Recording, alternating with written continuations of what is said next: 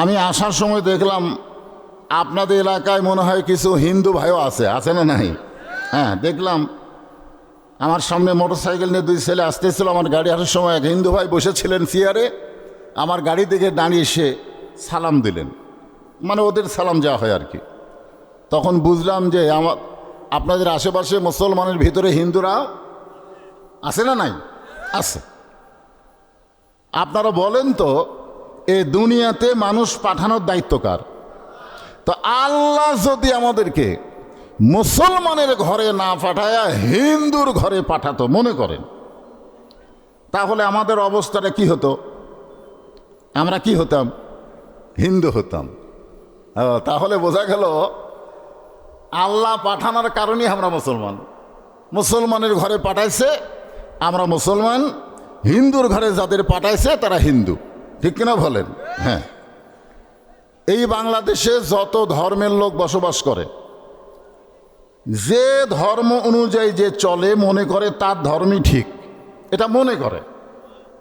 এটা যে মনে করে সেটা নবীর চাচার ব্যাপারেই বোঝা গেছে। আল্লাহ নবীর চাচা ছিলেন আবু তালেব, যিনি নবীকে লালন পালন করছেন, যিনি নবীকে ছোট থেকে লালন পালন করেছেন। ওই চাচা যখন অসুস্থ হয়ে মৃত্যুর বিছানায়, এমন সময় আল্লাহ নবী বললেন, চাচা মরি যখন যাচ্ছেন তাহলে মরার আগে খালি একটাবার বলেন লা ইলাহা ইল্লাল্লাহ মুহাম্মাদুর রাসূলুল্লাহ, আমি আপনাকে হাত ধরে জান্নাতে পৌঁছায় দিব। এত বড় কথা বলার পরেও চাচা আবু তালেব বললেন, মরেই যখন যাচ্ছি বাপদাদার ধর্ম ছাড়ব না। এখান থেকে বোঝা গেল যে যে ধর্মের মধ্যে বড় হয় মনে করে তারটাই আসল। আসলে আসল কোনটা এটা আমরা বলতে পারবো না, যিনি ধর্মের মালিক তিনিই বলতে পারবেন। জোরে কোন কথা ঠিক কিনা? এখন বলেন মালিককে, আরো জোরে, জোরসে বলেন। অমাইয়াবতাগি গায়রাল ইসলামি দীনান ফালাই ইউকবালা মিনহু। আল্লাহর দরবারে আমরা বেশি বেশি শুকরিয়া আদায় করব যে আল্লাহ আমাদেরকে জন্মসূত্রে আল্লাহর পছন্দনীয় ধর্মের মধ্যে আমাদেরকে কবুল করেছেন। খুশি না বেজার? তো সে খুশির ভাব বোঝা গেল না। খুশি হলে কি বলা লাগে, আর বেজার হলে? আপনাকে এলাকায় যখন কোনো মুসলমান মারা যায় আপনার খুশি হন না বেজার হন? তো বেজার হয়ে কি কন তখন? তো তাহলে জানেন না কেন বেজার হলে ইন্না লিল্লাহ, রাগ করলে কখন কোনটা বলা লাগে সেটা শেখা লাগবে। তো আল্লাহ তাআলা আমাদেরকে খুব দয়া করেছেন, জন্মগতভাবে মুসলমানের ঘরে কবুল করেছেন। এখন ইসলাম মানি বা না মানি, মুসলমান হিসাবে পরিচয় তো দিবার পারতেছি। জোরে কোন কথা ঠিক না? হ্যাঁ, পরিচয়টা চলতেছে আর কি।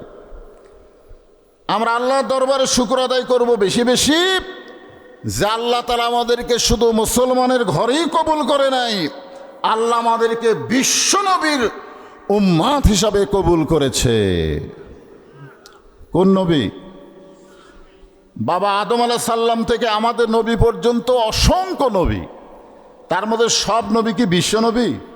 হ্যাঁ, আল্লাহ বলেছেন ওমা আরসালনাকা ইল্লা রাহমাতাল লিল আলামিন। সূরা ফাতিহার প্রথমে আমরা কি বলি? আলহামদুলিল্লাহি রাব্বিল আলামিন আর রহমাতুল লিল আলামিন। সমস্ত তাফসীরকারক এ বিষয়ে একমত পোষণ করেছেন, যতটুকু এরিয়ার রব হলেন আল্লাহ, ততটুকু এরিয়ার রহমত হলেন মুহাম্মাদুর রাসূলুল্লাহ। আমরা সেই বিশ্বনবীর উম্মত হওয়াতে আমাদের লাভ কতটুকু হয়েছে আপনারা জানেন?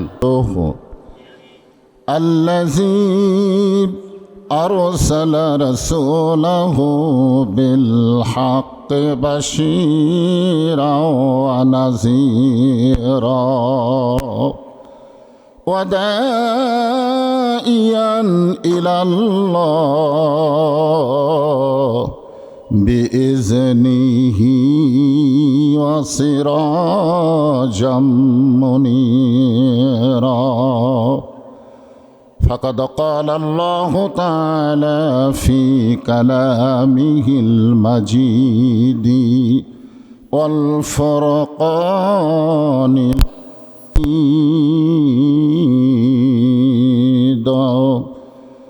জবান খুলে সকলে পড়েন আউযু বিল্লাহি মিনাশ শাইতানির রাজিম বিসমিল্লাহির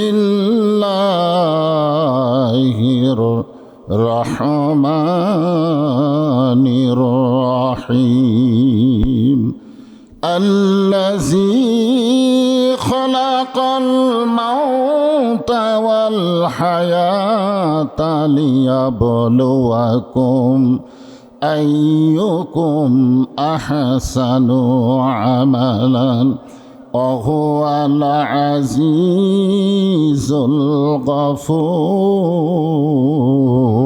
الغفور إن الله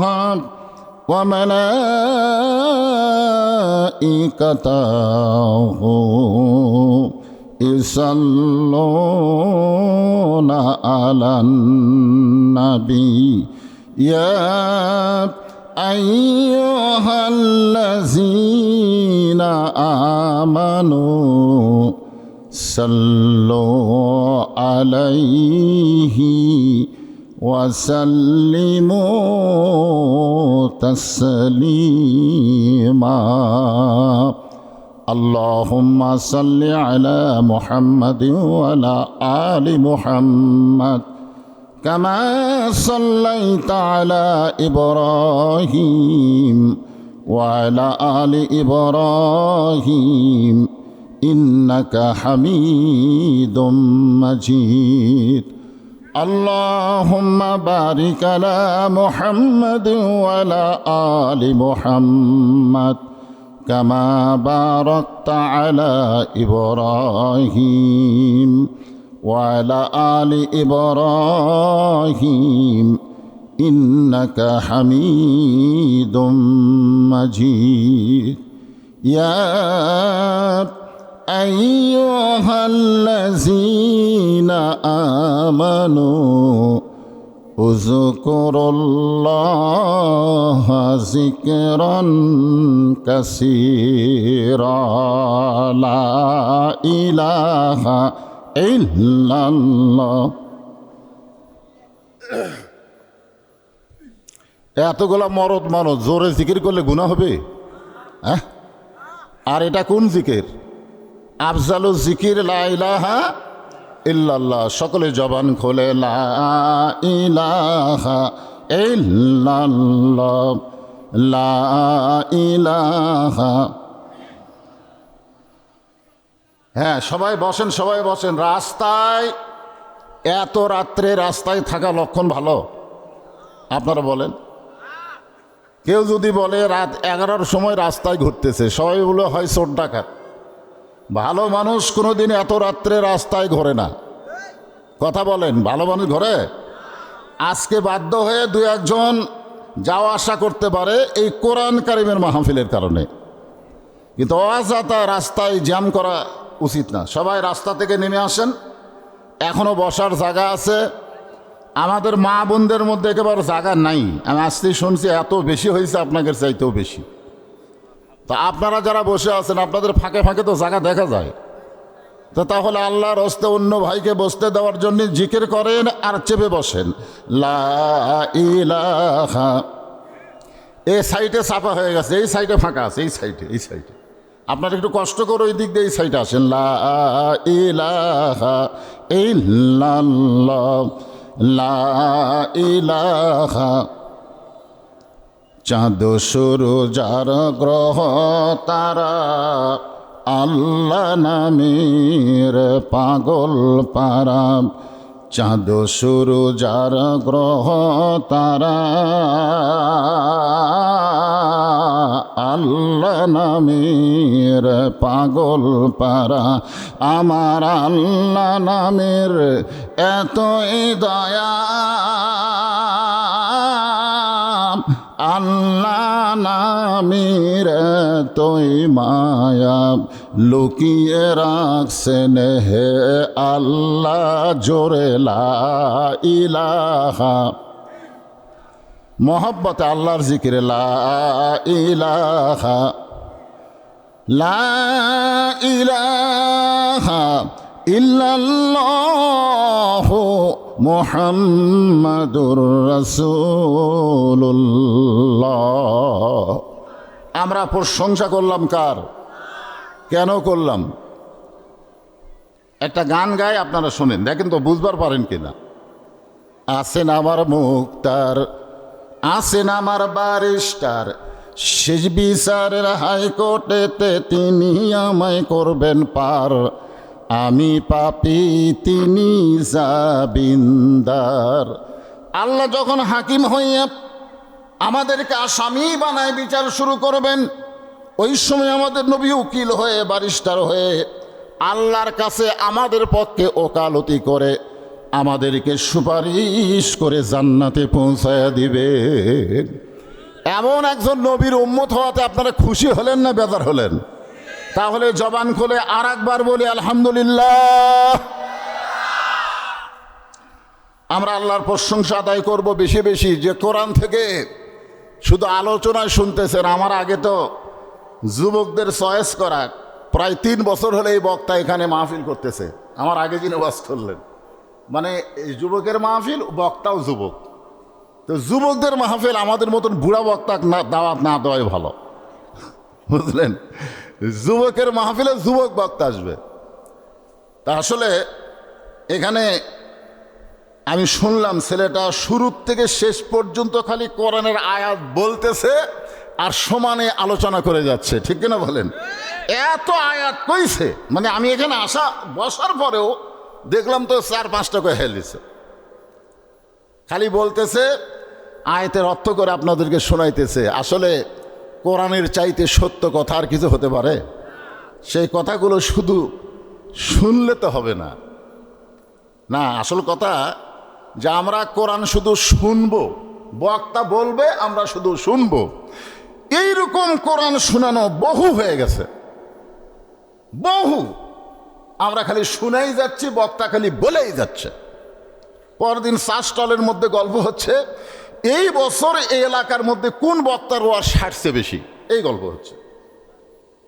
কোন বক্তার ওয়াজ ভালো লাগছে, কোন বক্তার সাটাবার পারেনি, কিছুক্ষণ ওয়াজ করতে মানুষ উঠে গেছে, এরকম গল্প হয় কি হয় না? কথা বলেন। হ্যাঁ, আপনারা বলেন তো, এই কোরআনকে আল্লাহ শুধু এই জন্যই পাঠাইছে? জোরে কন না। আমরা ফেব্রুয়ারির 12 তারিখের আগে, অর্থাৎ রমজানের আগে যে 12 ফেব্রুয়ারির ভোট হলো না, এই ভোটের আগে আমরা প্রায় বক্তায় মাহফিলে বলতেছিলাম যে সব দেখা হলো শেষ, আগামীতে দেখব আল্লাহর কোরআনের বাংলাদেশ। জোরে কোন কথা, ঠিক কিনা? আমরা বহু জায়গায় বলছি, কিন্তু আপনারা বাঘ মারা সাকসেস হচ্ছেন, আপনারা বাঘ মারা কিন্তু সাকসেস হয়ে গেছেন। আপনারা এমন একজন মানুষকে এমপি মনোনীত করেছেন যিনি কোরআনের বিপক্ষের মানুষ না পক্ষের মানুষ। হ্যাঁ, আমরা যারা এখানে বসেছি আমরা সবাই পক্ষে, কিন্তু পক্ষে হয়তো কাম হচ্ছে না, পক্ষে হলেও কাজ হচ্ছে না। কারণ কাজ করার যে পরিবেশ এখনো বাংলাদেশে সেইটা তৈরি হয়নি। জোরে কোন কথা, ঠিক না? এখন আমরা কিছু লোক যখন কোরআনের পক্ষের কথা বলবো, তখন সাইড থেকে লাগ ভ্যাকসাই বলবে এরাই মনে হয় যুদ্ধ অপরাধী, এরাই মনে হয় রাজাকার, এরাই মনে হয় জঙ্গি। এখনো বাংলাদেশে হক কথা শুনলে কিছু মানুষ তাদেরকে জঙ্গি রাজাকার বলে। জোরে কোন কথা, ঠিক কিনা? মানুক বা না মানুক কথাগুলো বলে। আসুন, আমি সেই পবিত্র কালামুল্লাহ শরীফের ওয়াজ শুধু শোনাবো না, আজকে বাস্তবে আমি আপনাদের কিছু ওয়াজ দেখাবো। কি কন? সারা জীবন খালি শোনা গেলে হবে? একটু দেখার দরকার আছে না নাই? জোরে করে আছে না নাই? হ্যাঁ, একটু দেখেন তো আসলে এই কোরআনটা আসলে কি, এটা দেখার দরকার আছে না নাই? খালি শুনলে হবে? আজকে যেই যুবকেরা কোরআনের মাহফিল করতেছে 4 বছর হলে, এই যুবকেরা কিন্তু আমাকে বারবার বলছে, হুজুর যুবকদের জন্য দোয়া করবেন। আমি মনে মনে চিন্তা করে দেখলাম, যেই যুবকেরা এই কোরআনের মাহফিল করতেছে এই যুবকদের মধ্যে হয়তো এখনো কিছু কিছু যুবক মাগরিব এশার নামাজই পড়েনি। হ্যাঁ, মনে করেন কিছু কিছু যুবক এরা কোরআনের মাহফিল করতেছে ঠিকই, কিন্তু মাগরিবের নামাজও পড়েনি, এশার নামাজও কথা কয় না কেন? তার মানে এরা কি বুঝাচ্ছে? এরা বুঝাচ্ছে যে কোরআনের মাহফিল করলেই দায়িত্ব হয়ে গেল। এখানে কোরআনের মাহফিল করে তো কোনো লাভ হবে না ভাইজান। কোরআনের মাহফিল করার অর্থ হলো কোরআন মানার একটা পরিবেশ এই বাংলার জমিনে তৈরি করা লাগবে। জোরে কোন কথা ঠিক কিনা? এই তৈরি করতে গেলে আগে যে জিনিসটা লাগবে সেটার নাম কি? আর কয় না নামাজ। এটা সবাই বলবার চায় না, অনেকে বলো সলাৎ সলাৎ। আসলেই তো কোরআনে নামাজের কথা নাই। নামাজের কথা আছে, কিন্তু আমরা নামাজ দিয়েই সলাৎ বুঝি, সলাৎ দিয়েই নামাজ বুঝি। যেটা বুঝি সেটাই আমাদের একটু শোনা দরকার। তা আমি যুবকদের দোষ দিচ্ছি না। যে যুবকেরা মাহফিল করতেছে হয়তো দুই একজন নামাজ পড়েনি, ওদের কোনো দোষ নাই, দোষ নাই। কারণ কোনো সন্তান যদি নামাজি না হয়, আপনারা বলেন তো আল্লাহকে বাপ মাও ছাড় দিবে? কারণ নামাজের একটা শুরু আছে না নাই? যেরকম আছে না নাই? 7 বছর থেকে তালিম দেওয়া লাগবে, আর 10 বছর থেকে জোর করে ধরান লাগবে। আপনারা বলেন তো 10 বছরের যেই বাচ্চারে নামাজ ধরায়নি, ওই বাচ্চারে যদি 22 বছরের নামাজের কথা কয়, আর ওই বাচ্চা যদি চোখ লাল করে বাপ মায়ের দিকে তাকায়, বাপ মাও কি আর জোর করে পারবে? বেশি কথা বললে বাড়ির থেকে বের করে দেবো বুড়া। তখন বাপ মাও কান দেওয়ার কয় সময় মতো ধরিনি রে। আমার এলাকায় সন্ধ্যার সময় মেয়ে মানুষেরা ঘরাত যায়। সন্ধ্যার সময় ঘরা বোঝেন না? মুরগি হাঁস ঠিক মতো উঠলো কিনা এটা সন্ধ্যার সময় গিয়ে দেখে, লাইট দিয়ে দেখে মুরগি হাঁস উঠলো কিনা। সন্ধ্যার সময় পুরুষ মানুষ গোয়াল ঘরে যায়, যা দেখে গরু ছাগল উঠলো কিনা সন্ধ্যার সময়। কে রাত 12টার সময় খুঁজবার যায় না গরু ছাগল উঠলো কিনা, 12টার সময় খোঁজে না। কখন খোঁজে? কথা কন না কেন? তাহলে আপনি সন্ধ্যার সময় খেয়াল করে দেখেন তো আপনার ছেলে মেয়ের খবর কি? হাঁস মুরগি তো ঠিক মতোগুলো কি ঠিক মতো ঠিক জায়গায় আছে? যদি দেখেন সন্ধ্যার সময় আপনার ছেলে বাড়িতে নাই, 8টার সময় নাই, 9টার সময় নাই, তখন আপনি মোবাইল করতেছেন, বাবু রাত 9টা বাজে তুমি এখনো কোথায়? ছেলে বলতেছে আমি পাম্পে মোটরসাইকেল নিয়ে আসি,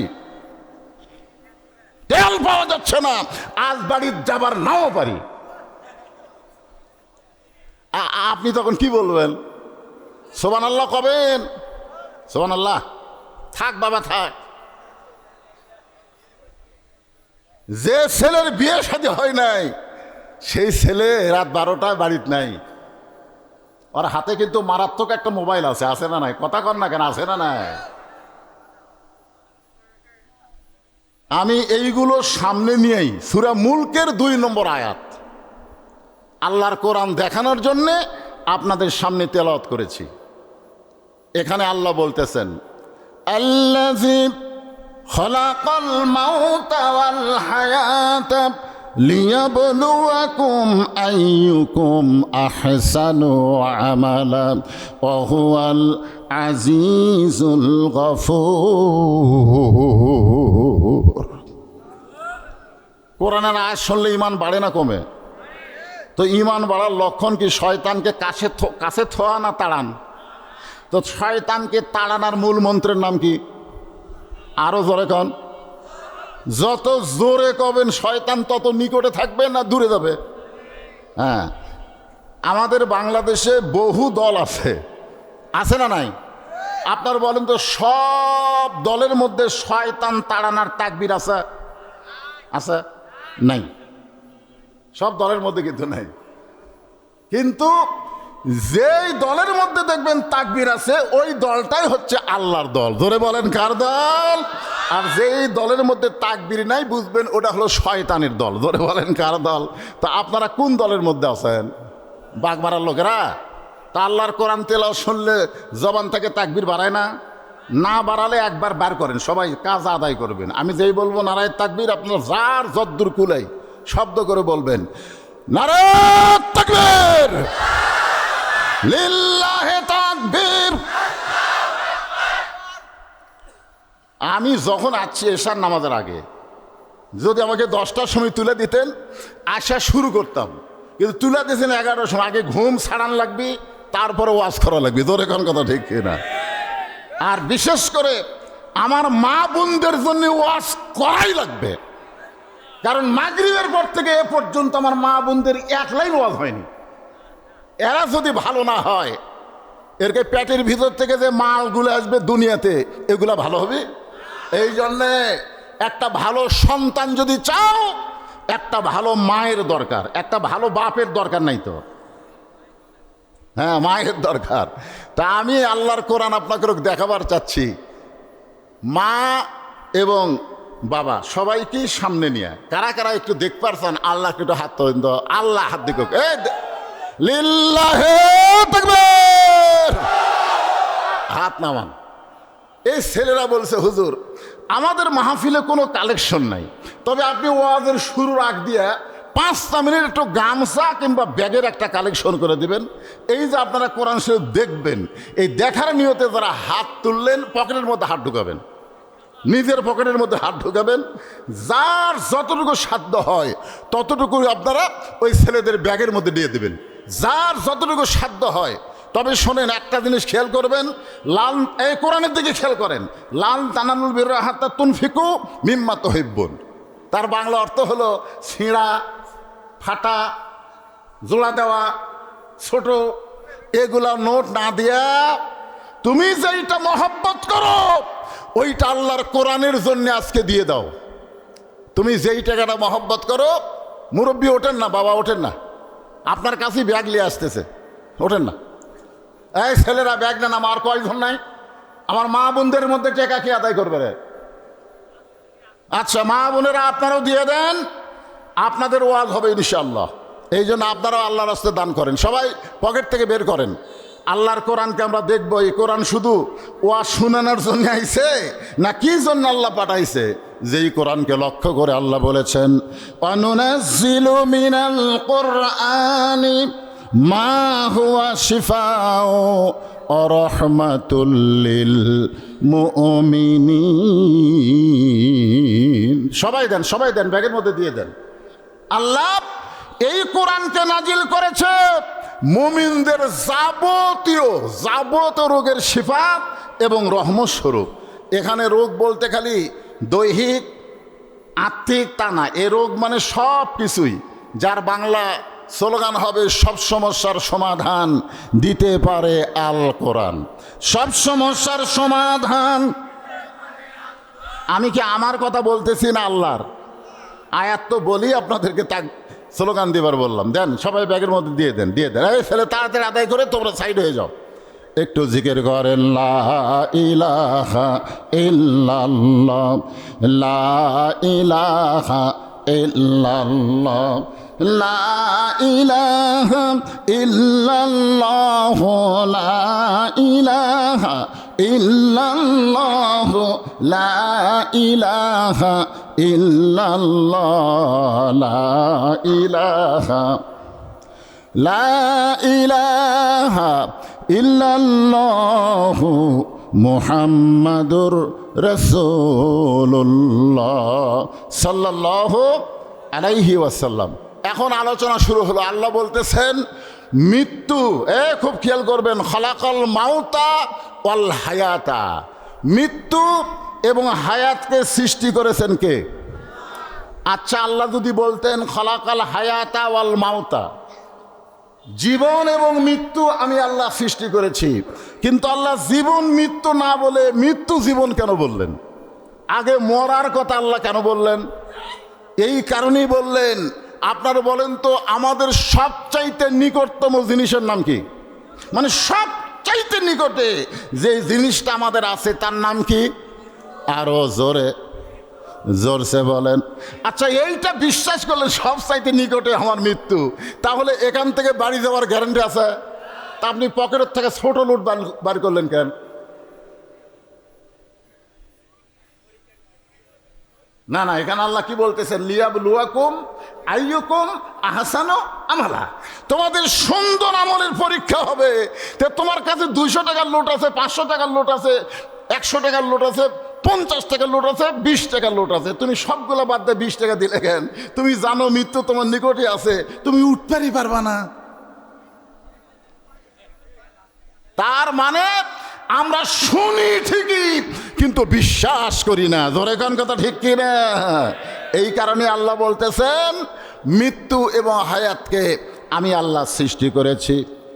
এই দুনিয়াতে আসার পরে আমাদের মৃত্যুবরণ করতে হবে, এটা আমাদের সকলের অন্তরে বিশ্বাস আছে না নাই? আমরা মরবই, আমরা সবাই কি করব? মরব। আল্লাহ বলতেছেন মৃত্যুবরণ করা নিয়ে তোমরা কোনো টেনশন করো না, কারণ মরাই যখন লাগবে, ওয়ালা তামুতুন্না ইল্লা ওয়া আনতুম মুসলিমুন, মানে মরা যখন লাগবেই, বাঁচার যখন কোনো বুদ্ধি নাই, আল্লাহ বলতেছেন মুসলমান না হইয়া মরিও না। এখন মুসলমান হয়ে যদি আমরা মরতে চাই তাহলে খালি শুনলে হবি না দেখা লাগবে? ভাই জোরে কান, দেখার দরকার আছে না নাই?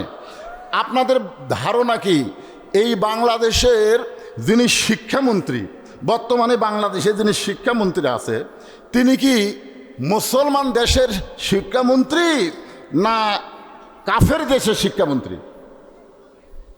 কথা কয় না। আমাদের বাংলাদেশের শতকরা কত ভাগ মুসলমান? ধরেন 90 ধরেন, তাহলে 100 জনের মধ্যে 90 জন যদি মুসলমান হয়, আর সেই দেশের শিক্ষামন্ত্রীর কাছে কোন শিক্ষার গুরুত্ব বেশি হওয়া লাগবে? আর কথা কন না কেন? কথা যদি না কন তো দেখবেন কেমন? এই